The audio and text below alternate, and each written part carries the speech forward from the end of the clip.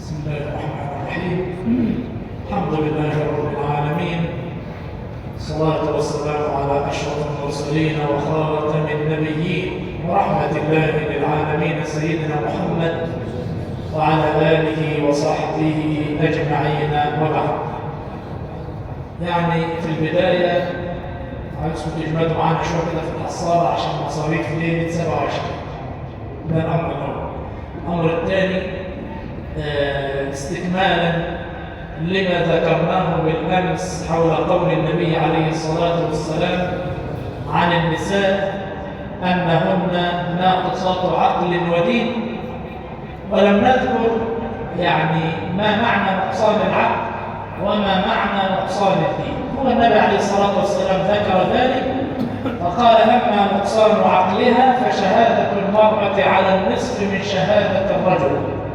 يعني لما يبقى في شهادة، لو المرأة تشهد يبقى رجل وامرأتان في مقابل الرجل، فإن لم يكونا رجلين فرجل وامرأتان ممن ترضون من الشهداء أن تضل إحداهما فتذكر إحداهما الأخرى.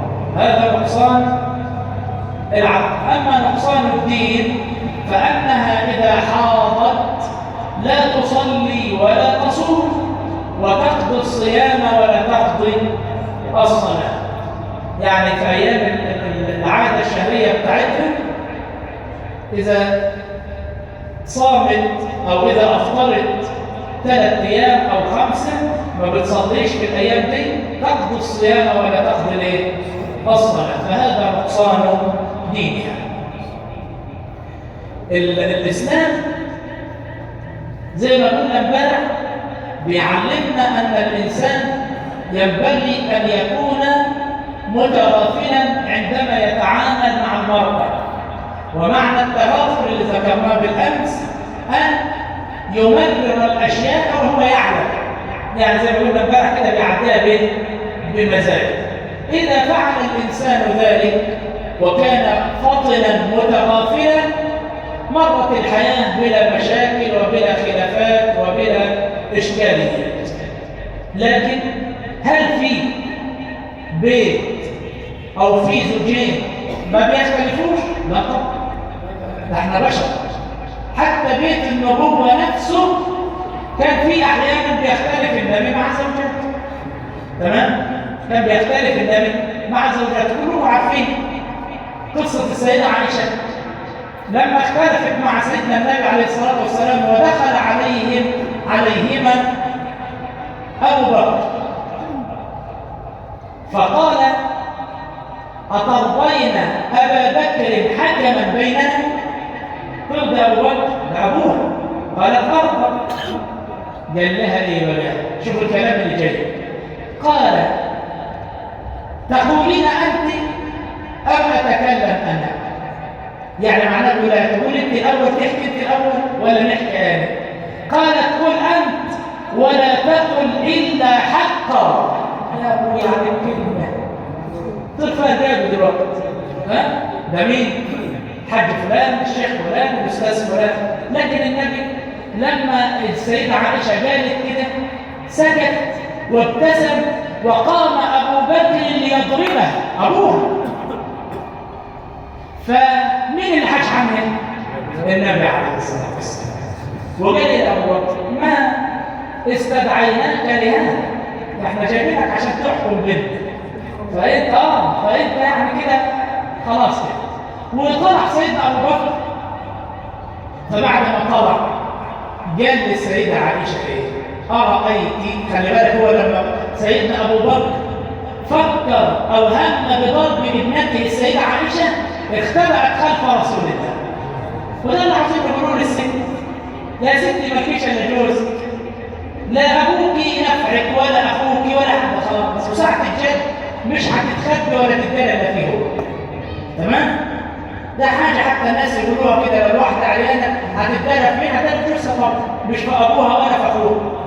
امر طبيعي. عشان كده لما تبقي زعلانة ما تجيبيش اخرك، ما تجيبيش من الاخر، تعملي فرصة للرجوع. فالنبي بعد ما طلع سيدنا ابو بكر قال: أرأيت كيف أنقذتك من الرجل؟ شفت أنا عشت عنك إزاي؟ يعني معناه ما هونتيش عليا وقت. حلت المشكلة. سيدنا أبو بكر جاي بعد يوم 2 3 لقوهم اللي كانوا زعلانين لقاهم عمالين يضحكوا مع بعض. قال إيه؟ أدخلاني في سلمكما كما أدخلتماني في حربكم.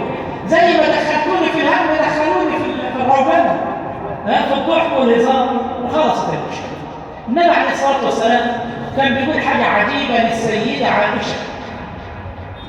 القصص اللي أنا بقولها دي عايزين نتعلموا منها في بيوتنا، عايزين نتعلموا منها. أنا ما بقولش أبو زيد الهلالي جاد ولا أحمد نجاد، لا أنا بقول لك النبي عليه الصلاة والسلام عشان نتعلمه. النبي عليه الصلاة والسلام بيقول للسيدة عائشة إيه؟ يا عائشة إني لأعلم سخطك من رضاك. بيقول لها إيه؟ أنا بنعرف لما تبقي زعلانة ولما تبقي مبسوطة. قالت كيف يا رسول الله؟ اسمع اللي جاية دي اللي الواحد لما بيسمعها بيقول ده احنا ساعات بنبقى غش مباشر. يقول لها إيه؟ إذا كنت عني راضية. يا سلام يا رسول الله. الرسول بيقول لها لما تبقى راضية عني، بيقول لمراته كده طب يا رسول الله ده لا رضاها ولا غضبها يزعلك في حاجه، ده انت غضبك انت وزعلك انت يدخلها جهنم. لو غضبان علينا كلنا احنا مش داخلين الجنه. لكن شوف الود اللي بين الزوجين. يقول اذا كنت عني راضيه تقولي لا ورب محمد، فتحلفي فتذكري اسمي في اليمين. واذا كنت عني ساخطه تقولي لا ورب إبراهيم. ما رب إبراهيم ورب محمد واحد، لكن شوف الفرق. ولذلك إيه؟ السيدة عائشة خدت الفرصة ما جاتش بقى والله ده أنا لما ببقى غضبان عليك والله اسمك مين على لساني. لا، قالت له إيه؟ أجل يا رسول الله والله لا أهجر إلا اسمك. يعني إيه؟ يعني أنت في الجنة مش اسمعوا يا نسوان يا اللي فوق ويا اللي بره. اسمعوا. بتقول له لا أهجر إلا اسمك لما أبقى زعلانة، بس اسمك بس مش على لسانك، أما أنت في قلبي. شو الكلام ده؟ بيفكرني بواحد زعلان هو ومراته، فقالت له تحرم علي اسمك نقوله على لسانك. اسمه الأخرى اسمه إبراهيم. قال لها قال يعني ما عادش هتقول اسمي خلاص. قالت له عمري ما أنا أبقى اسمك على لسانك. فخلاها بتصلي وهي في التشهد وجي قاعد فوق. لما اشوف بقى هتقول اللهم صل على ابراهيم ازاي بقى وانا اسمي ابراهيم. فجت لما عرفت انه حست دي قاعد في ريحه قالت ايه؟ اللهم صل على محمد وعلى ال محمد كما صليت على ابو اسماعيل.